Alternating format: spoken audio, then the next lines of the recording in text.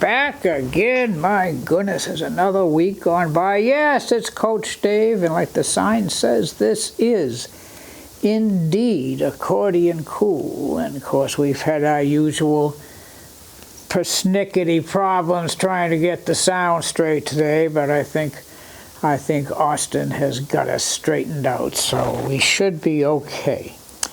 Now, before we start the show today, I want to tell you folks a little story, something that happened to me. The other day, I was at a function, not playing. It was a dinner, and I saw a lady, and she kind of looked familiar, but I couldn't place her. And finally, she came over and started talking to me. And I remember where I had met her. I met her at other functions, and she is a big fan. And she told me before I left that, that my music just keeps her going when she's doing something at home, and she just listens and just keeps going. And that made me feel pretty good. That maybe we're really getting doing something good here. And so hopefully for a lot of you other folks out there, you kind of feel the same way when you hear my music, and you don't throw shoes at the TV set or anything. So that was really kind of nice. And so I want to thank Sandy. Sandy was who I thank Sandy for those nice words. All right, enough of that. Today's show, we're going to take a little geography lesson. Yep. I don't know if I've mentioned it much on past shows, but we used to travel around the country, literally, from Maine to California, going to expos as vendors and selling stuff people never knew they realized they needed till they saw us. So we're going to take you, on a little trip on, some of the places we've been. Now, that first tune was Miami Beach Rumba. Now, what do you think it has to do? Yes, Miami Beach, Florida. Yeah, we did expos down there, and that song was written by a fellow named Irving Fields, who was a jazz piano player, actually from Brooklyn. And he played down on Miami Beach with a trio. And the word on the street, the tune was written in 1946. Word on the street is that Irving Fields continued to play in clubs until he was 95 years old. What do you think, Austin? Still time for the old guy here, maybe? Maybe we can make that? So, Miami Beach Rumba, Irving Fields, 1946. Now, this next tune, I probably played a couple of times on the show, and there's one I pretty much do on most all of my live gigs. Excuse me. Written in 1940 by a fellow named Hoagy Carmichael. Hoagy Carmichael, kind of known as, I think, more of a song, dance, comedian type fellow. So when I first found out that he wrote this particular song, wow. Little tune called Georgia. Yep, we've been there. Georgia on my mind.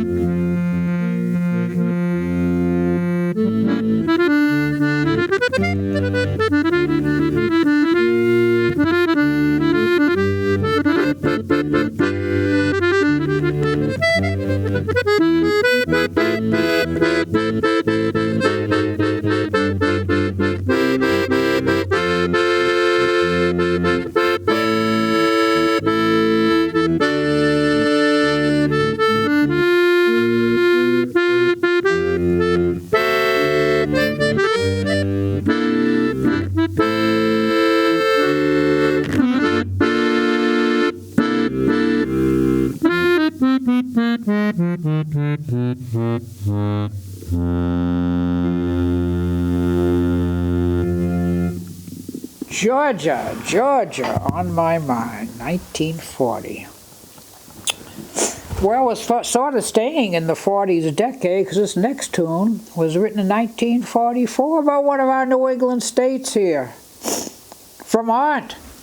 Vermont. Moonlight in Vermont is the name of the tune. Now, this tune was actually written, I think, by a couple of fellows from Illinois or someplace like that. And they started writing the tune, and all of a sudden, one guy says, hey, you know, these words aren't rhyming. Oh, son of a gun. So they, well, let's just do the whole tune like that. And they did. If you know the words to Moonlight in Vermont, which I don't, you will realize that the words do not rhyme in Moonlight in Vermont. Now, you would also think, having become such a great popular tune, that it was the state song of Vermont, but it really isn't. Kind of like unofficial, because it's played at a lot of, you know, special functions and everything. So 1944, a little Moonlight. Well, I will play the whole thing. Moonlight in Vermont.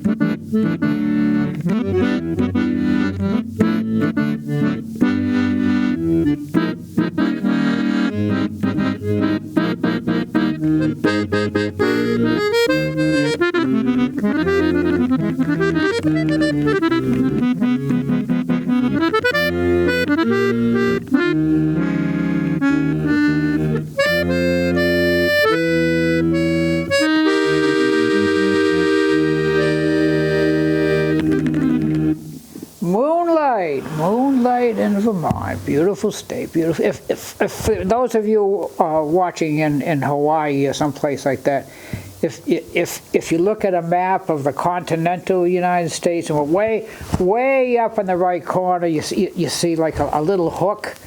Well, that's Cape Cod, and that's Massachusetts, where we're taping. And if you go right up and to the left, that's Vermont. So that's where it. In case you're wondering, little geography lesson. Okay, Indiana, nice little state. I don't think we did any expos or anything in Indiana. It's a very small state. I mean, you can get across it in, I don't know, an hour or so. But we stayed in Indiana several times on our way to and from other places. So this song was written in 1917, and it's called Back Home Again in Indiana. Now, once again, it's not the state song, though you would think it is. This song is played before the Indianapolis 500 every year, played or sung. And the fellow that used to sing this, fellow named Jim Neighbors. Who's Jim Neighbors, you say? Golly, Andy. Oh, that's Jim Neighbors. Yeah, Gomer Pyle. and he had a great singing voice, and he used to sing this song before the start of the Indianapolis 500. Now I don't know if this song is done as, I guess on that particular day they do it as a ballad, but years ago I heard Art Van Dam do it, and it's a little bit up-tempo, so we'll just kind of combine it a little bit. It's a little tune called Back Home Again in just Indiana.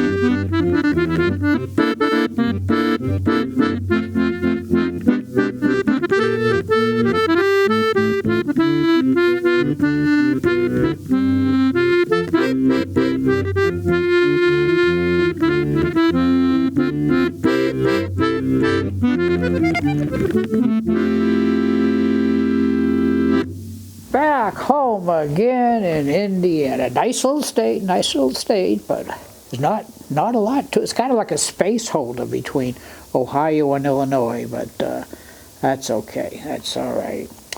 Well, this next tune, as a rule, I generally do not like big cities. And when we did our expos, we tried to stay as far away from the big cities as possible. But this big city is really a cool city, and I enjoyed being there. A little town called St. Louis, Missouri. It's got some very interesting, they got a great arboretum there, and of course, you know, the arches. And underneath the arches is a great Western museum. And they have a cathedral there that is very old. And the inside of the cathedral, on all the walls are those, you know, little 1-inch tiles, 1-inch tiles. It took years, if not decades, for them to do that project. So St. Louis, kind of an interesting town. And this song, St. Louis Blues, of course, written by a fellow named W.C. Handy in 1914. And this was kind of like the first blues song that caught the attention of mainstream people, and it went over into the pop area. And today it's still heard quite often. A lot of the great jazz players still play St. Louis Blues. So here we go.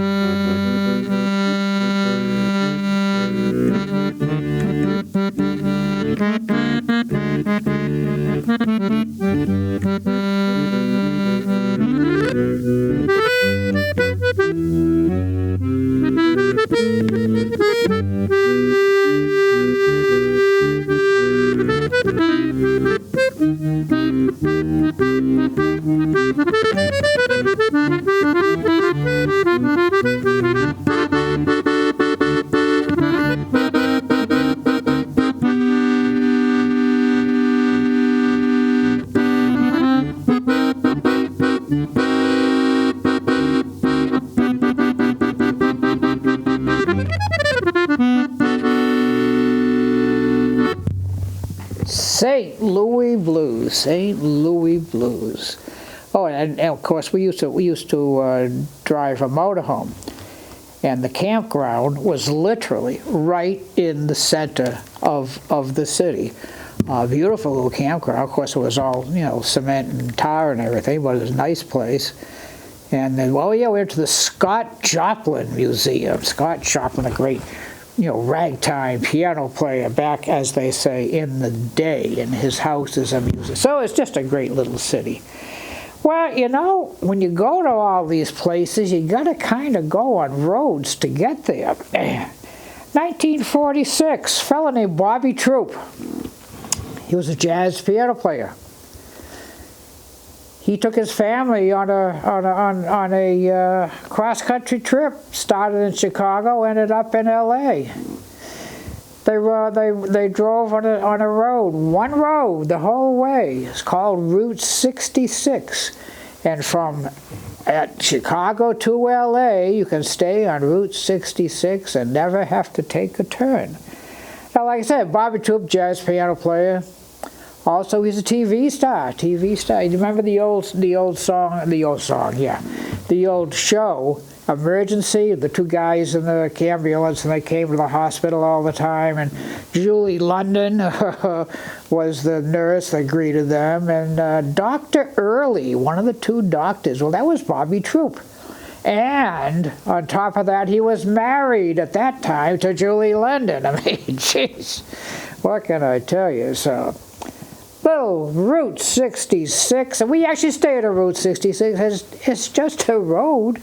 I mean, they don't make a song about I-95, but let's do it anyway. Oh yes, this is F. Okay.